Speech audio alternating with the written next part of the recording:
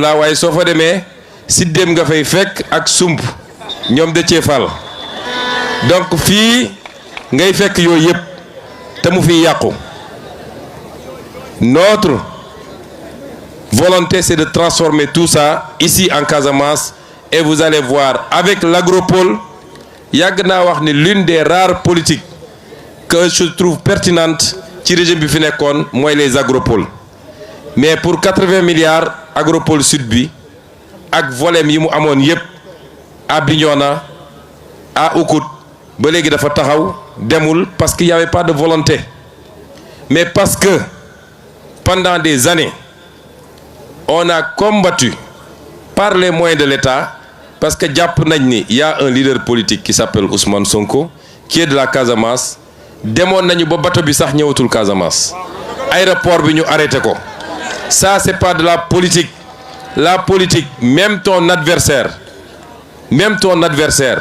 s'il est maire d'une ville la nga xam ne dafa war a dem ci ville boobu da nga ko koy jox parce que dans cette ville nu mu tuuti am na quelques Ziguinchorois qui ont voté pour Macky Sall et donc retard yi ñu am yépp ba ci agropole bi loolu moo ko andi aéroport bi que nous comptons ouvrir au plus tard en début janvier mais jàpp naa ni fii ak décembre dinañ ko ubbi parce qu'on a fait ce qu'il fallait en termes de mobilisation des ressources warul woon yàggee nii et pire encore l'aéroport de Tobor nga xam ne moo waroon tax ñu arrêté aéroport bi il l'avait arrêté pendant toutes ces années-là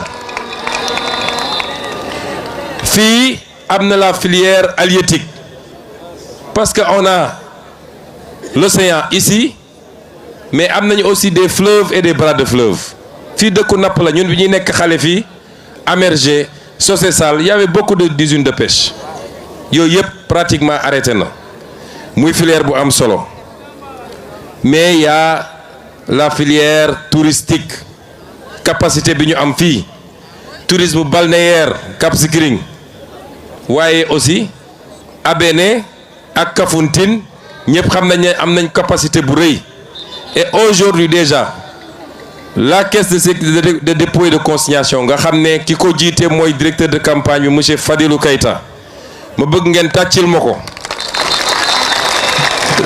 la caisse de dépôt et de consignation ak SAPCO bi nga xam ne Serigne Mboup pas Serigne Mboup politicien wala homme d'affaires mais Serigne Mboup bële am na ay programme ñuy taxawal pour que plus tôt et le plus rapidement possible ñu lancer le programme touristique pour la zone Abéné Kafountine mais tout en relançant également le programme touristique bi nga xam ne mooy bu Cap Skirring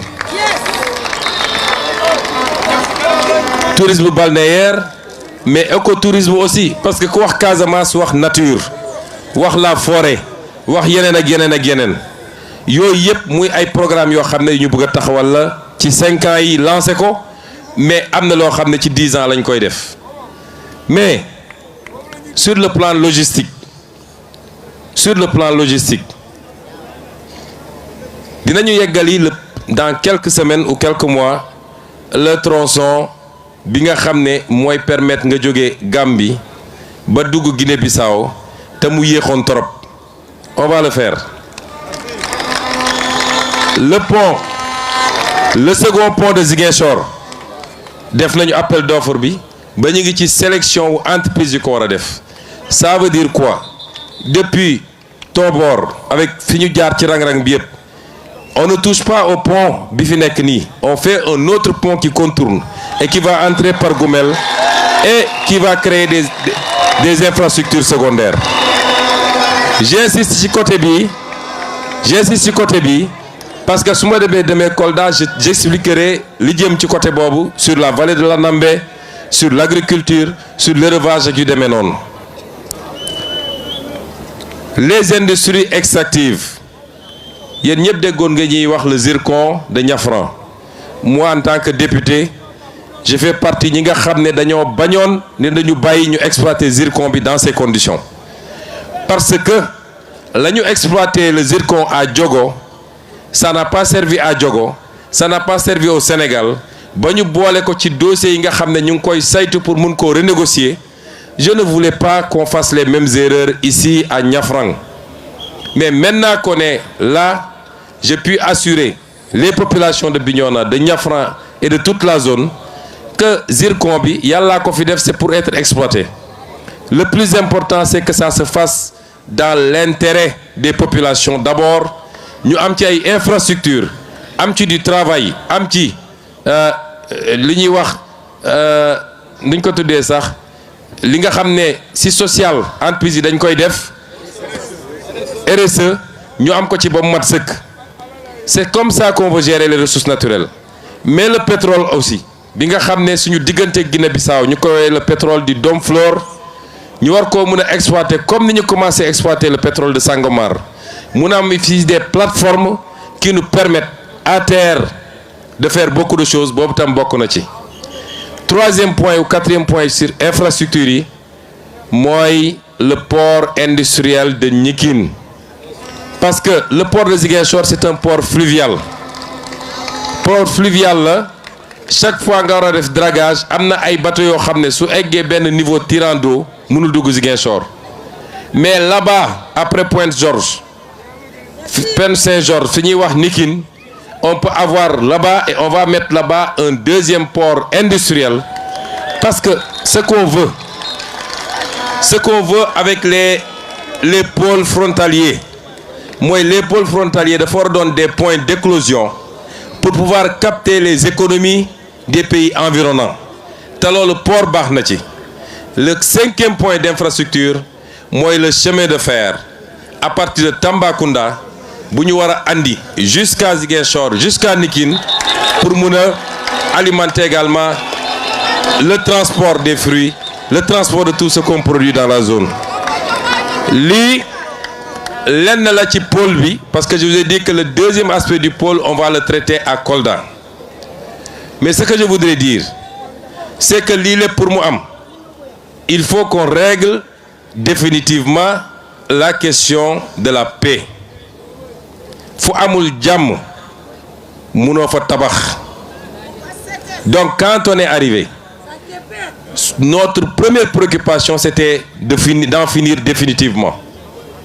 Dégg ngeen, j'ai annoncé le plan Diomaye pour la Casamance. C'est un plan pour la paix, c'est un plan pour le développement, c'est un plan pour l'économie et c'est un plan pour le social. Les populations sont en train de rentrer et de retrouver leur village. Mais loolu il faut ñu accompagner ko par le déminage d'abord, parce que ñun on a grandi ici.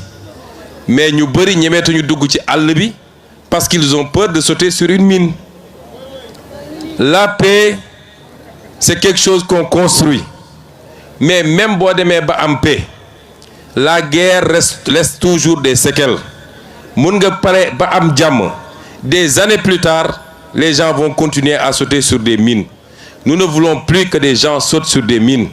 Et c'est pourquoi le programme de déminage humanitaire qu'on n'a jamais arrêté, mais qu'on va accélérer à partir du début 2025 pour que aucun centimètre carré de la Casamance ñu bañ fa bàyyi une mine qui peut nuire à une personne ou à une bête. Loolu yëpp dañ koy régler définitivement. Nous accompagnons les populations pour ñu dellu dans leur village.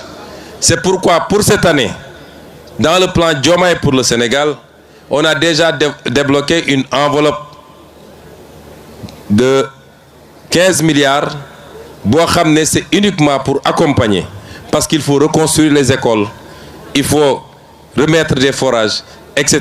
Et l'année prochaine muy doon suñu premier budget, parce que actuellement on est en train d'accompagner et de finir le budget. On va provisionner une enveloppe consistante avec l'ANRAC comme maître d'œuvre délégué, avec l'ANRAC comme superviseur et avec l'armée comme maître délégué, pour que ñu def les infrastructures, les pistes, les routes, les forages, l'éclairage, tout ce qu'il faut pour que les gens puissent rentrer chez eux et commencer à travailler comme ils le faisaient. Mais quand je parle de paix, je veux qu'on nous comprenne. La paix n'est pas encore définitive en Casamance. tant qu'il y aura des groupes qui ont encore des armes et qui sont dans telle ou telle portion du territoire ou dans les pays environnants, la paix n'est pas acquise. La paix, moi, képp ku yoroon ngànnaay ñu waxtaan ak yow ba nga génn déposer ko dans un consensus boo xam ne y a ni vainqueur ni vaincu. C'est le Sénégal qui gagne parce qu'il n'est plus question qu'un seul fils de ce pays perde la vie, moo xam du côté de l'armée, moo xam de l'autre côté. Il faut qu'on en finisse.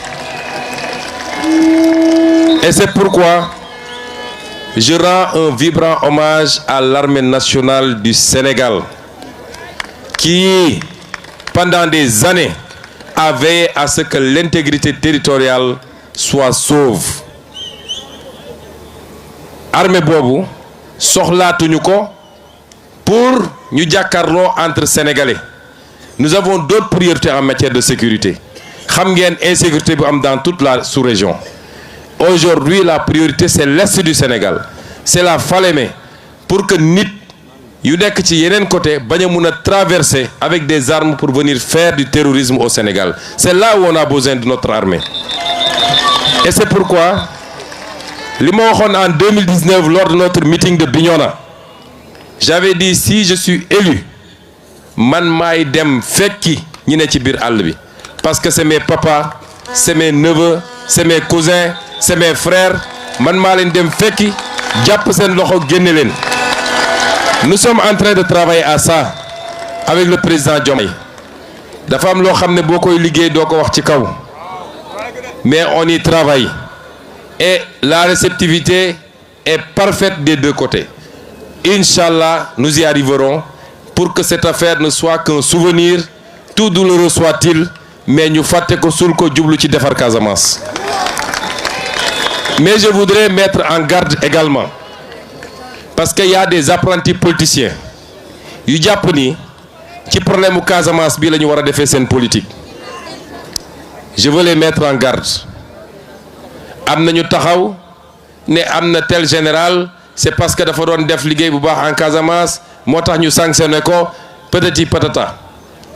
Di def allusion que Ousmane Sonko, puisqu'il est originaire de la Casamance, il veut affaiblir l'armée pour que les gens qui sont là-bas puissent reprendre de la force.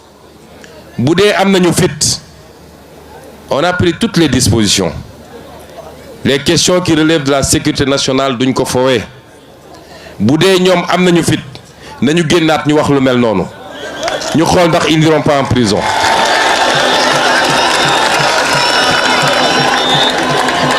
Fii kenn sanctionné wu fi un général wala un militaire parce qu'il combattait la rébellion.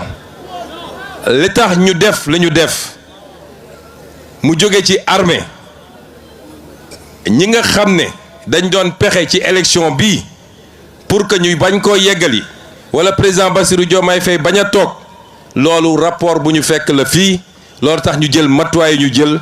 Mais ça n'a rien à voir avec le conflit casamançais. Il faut que les gens reviennent à la raison. Combattre un adversaire politique, pendant des années, tu l'as traité de rebelle, tu l'as traité de tous les noms. Moi, je suis la preuve vivante que le Sénégal est un et indivisible. Parce que autant des Casamançais sont battus ici pour mettre un terme au complot et à l'entreprise de liquidation. Autant des Sénégalais de tous bords se sont battus à Dakar, à Rufisque, à Bargny, à Keur Massar, à Saint-Louis, à Mbacké, partout dans le Sénégal et même dans la diaspora. Quand les gens ont dépassé ça, beaucoup de gens politiqués, il faut que ça s'arrête. Et c'est pourquoi nous allons régler définitivement cette affaire, Inch'Allah. Mais quand tu veux jeter de l'huile, nous prendrons toutes nos responsabilités pour que tu ailles pourrir à Rebeuss. Parce que c'est beaucoup de politique. La ca des nag mooy vous savez